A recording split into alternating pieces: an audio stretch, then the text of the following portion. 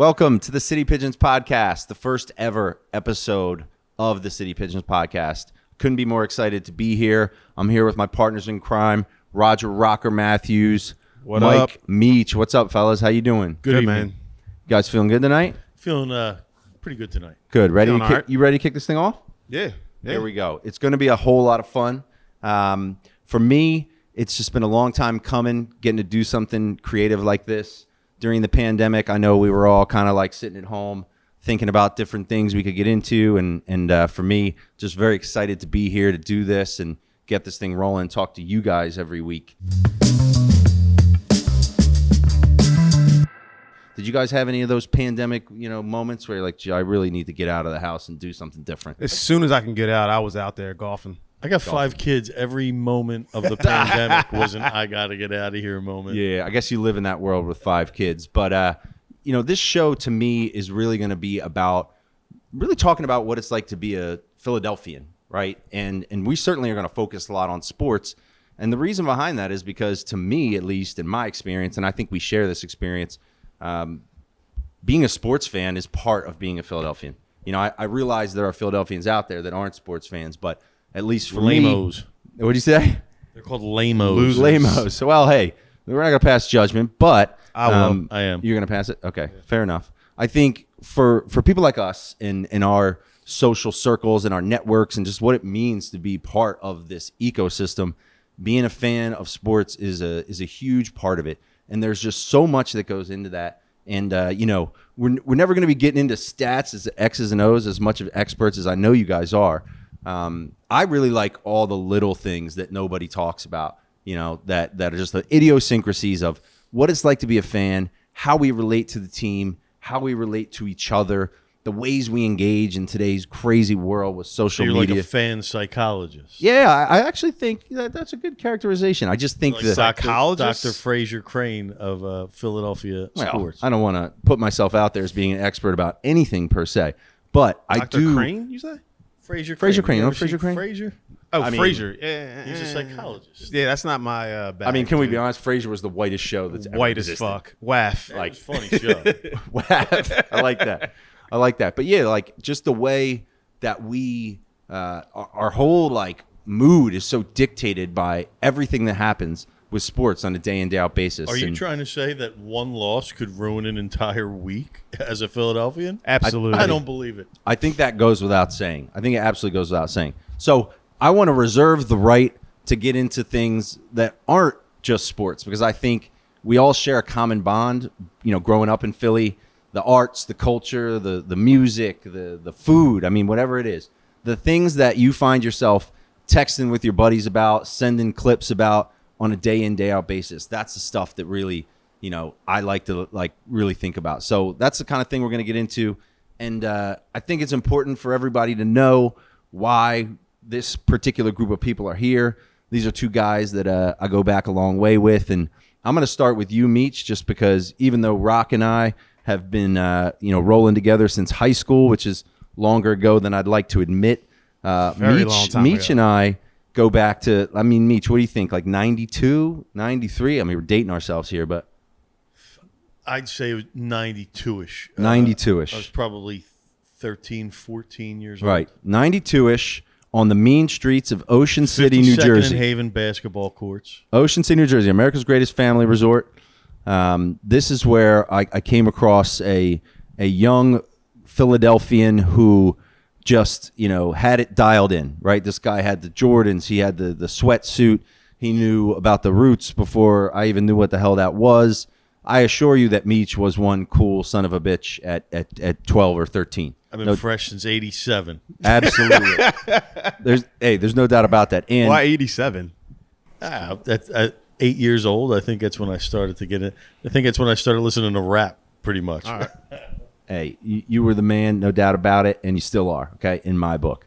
But my first recollection of Meech that I think is just hysterical and everyone should know, like everybody else, I would get a little bit of cash from my folks here and there, maybe the allowance or whatever. And I would take it up to the 52nd Street basketball courts because this individual here and some of his running mates had taught me how to play CeeLo. So we would literally be rolling dice in the playground of the Dry Town, America's greatest family resort, and Mike Meech was taking This is my legacy. He was taking most of Ed and Midge Rendell's money on a regular basis by teaching me how to play CeeLo. Do you remember these things? I remember it like it was yesterday. So you guys were shooting dice in some dark alley down in Ocean City somewhere? If by dark alley you mean the middle of a lovely playground. Right, with like families playing basketball around. Were there any robberies at any of these dice games? Absolutely not. No, but there was actually like big money exchanged in some of them. Interesting. Because you get a CeeLo game with 6 or 7 guys in it, you all throw $10 in it. Yeah. Winner gets $70. And, when you're 14, 13 years old, that's big money being exchanged. Hell yeah. But interestingly, Meech, aside from the fact that you taught me a lot of things about what it was to be cool back in the 90s, you've had a pretty interesting experience from the perspective of being a Phillies, part of the Philly sports scene, and then the evolution of social media and all that, starting back with, I guess, the Fightin's blog, right? Yeah, it was before then. I started writing about the Phillies on a blog that had 30 separate MLB team writers. Right. And my a buddy of mine started that. He asked me to write about the Phillies. I had no previous writing experience, nothing, but I was just a fan, and he understood the way I saw and rooted. Your cantankerous wit. So he asked me to start writing for them, and within a short time, I was by getting the most traffic off of this this blog. So he says, "Why don't you start your own?" So he helped me start the Fightin's, which I had a few great helpers. Chris Jones, Tug Haynes, Miles Davis. There were a few guys who really helped me bring the site, but we were so goddamn popular. Right. But it was just pointing out the absurdities in the Phillies, who at the time just happened to be the best team in Major League Baseball. That worked out well. Which helped a little bit. And this was like early blog days, right? Yeah, I started in 07. The Fightin's I actually started Memorial Day weekend of 2018, maybe the first year of the Fightin's. 2018. 2008. Yeah. So the first year of the Fightin's, I believe, was the World Series year. That's wonderful timing. And then you did win a Best of Philly award for that as well, I believe. First ever blog. Philadelphia magazine created best sports blog category just to give me a fucking award. Look, you get your own category, you are a visionary. And you've been a visionary from that point. I think you were pretty early on with Twitter. I actually rediscovered, we didn't know each other, or we didn't keep in touch. And then I'm on Twitter and I'm looking and I'm like, who is this Meech One guy? Just saying the most absurd things. And I slowly but surely realized it was you. And then we reconnected. And so it's great to have you in the fold here. Very excited to talk about all this stuff with you, because if anyone can bring... well, I'm glad to be here. I know you're glad to be here, and we appreciate you. And on to our buddy right here, Roger Rocker Matthews. And, I say Roger Rocker Matthews because in most social circles, he's known as Rock or Rocky, which I feel like we got to kind of explain, right? Because not everybody... My middle name is Thompson, which is pretty bland. There's a good reason behind it, but it's Thompson. Yours is Rocker. Correct. So my dad growing up, my dad's name is also Roger. My dad growing up in North Philly didn't have a middle name, which is, I think, kind of weird. I think that's pretty odd, but didn't have a middle name. As he's growing up, all his buddies around the way called him Rock, Rocky, Rocker. Yeah. So that was his nickname. That's the name he went by. So when I was born, my parents gave me the nickname Official. Rocker. Yeah. Official. I love that. Named after my father. Guys, wasn't there? What was the show called? There was a show called Rock back in the day, right? Oh, you yeah, guys know the what I'm talking Garbage about? Yeah. Yeah. That was a good Charles show. S. Dutton, But, I believe his name. But that's a cool nickname. Like, I love my nickname. Rock. Yeah.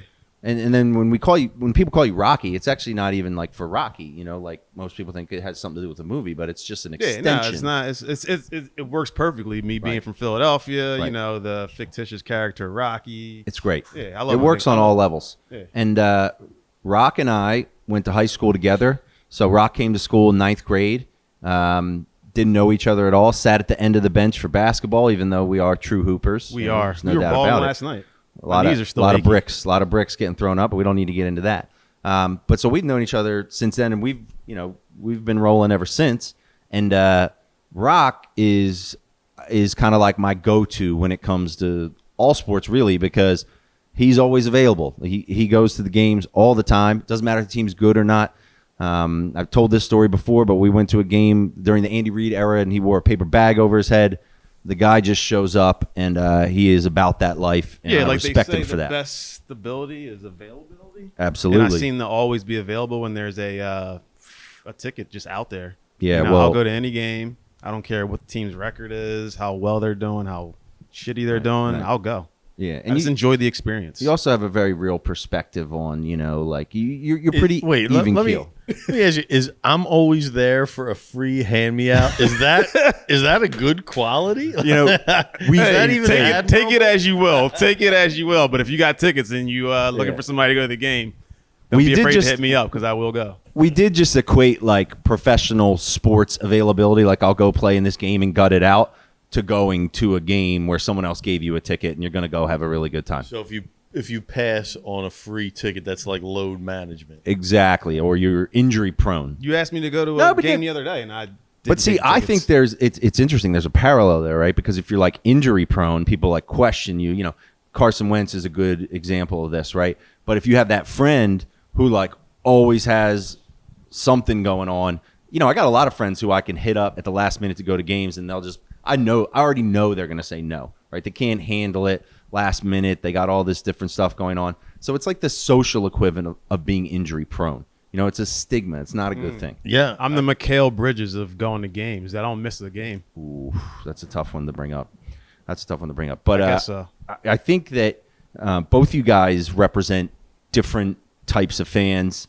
And, being that we both have known each other, we all have known each other for so long, I'm really looking forward to getting your perspective on all the different weird things I have in my mind to talk about as it pertains to Philly and Philly sports.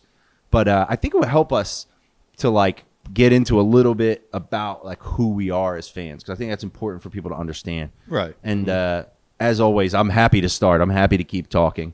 I'm a self-identified homer of sorts, I would say. And I think it goes back to growing up in the scenario I did, which was, a unique scenario where my dad had become this, kind of like cheerleader for the city. I always wanted things to be good in Philadelphia. I wanted people to like Philadelphia. I didn't like it when people talk bad about Philadelphia. And so that has affected the way I view the teams, because I always want to think things are going to work out.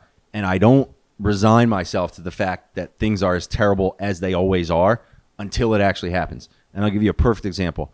Both with Carson Wentz and Ben Simmons, two of the most recent scenarios that appeared promising at the start and turned out horribly, and then now doesn't seem like such a big deal. But either way, our teams invested everything in these guys. And when they started to look like they weren't going to be good, it was like the trajectory of what we were doing was totally screwed up. In both those situations, I rode with those guys a lot longer than I probably should have. Like, I wasn't ready to call Ben Simmons a fraud or say we need to get rid of Carson Wentz. I said, it's going to work out. Stick with them. These are our guys. In retrospect, that was my homerism coming through, in terms of the kind of fan I am. And I'm just curious, like, I think I have a vibe for you guys, like what kind of fans I think you are. But I love to hear from you. Like, how do you identify as a fan here? I want to know what your opinion is of me as a fan. So I called you, actually, as I was thinking through this. I came up with a name. You were the learned pessimist, okay? And what that means is over time, you have realized things tend to go wrong. And so smartly, you are expecting that, and you are kind of jumping on it slowly. You're like, this is another situation that's going to turn out terrible, and you're willing to go there, whereas I'm going to hold out hope that it's not going to be terrible. Do you think that's accurate? That's pretty accurate. I usually have I'm like your typical Philly sports fan. I go in with high hopes with everything. Every new player we get, every new shiny object, every new season that approaches, I'm excited. I think we're going to do well. I'm a little bit quicker than you, though, to jump ship. Like, as soon as like the slightest thing goes wrong, I start to get that worry, and I'm bailing on whatever the hell's going on. Like, currently our situation, I'm bailing on it. Yeah. I think also part of being a politician's son, I'm very careful not to be caught saying something that later will be held against me, right? Whereas you, I'm like, you come out like on our text chain with our close friends. You're putting out some interesting takes that could clearly go wrong, but you don't care at all. And I'm worried that I'm going to say something. Someone's like, no, you said this.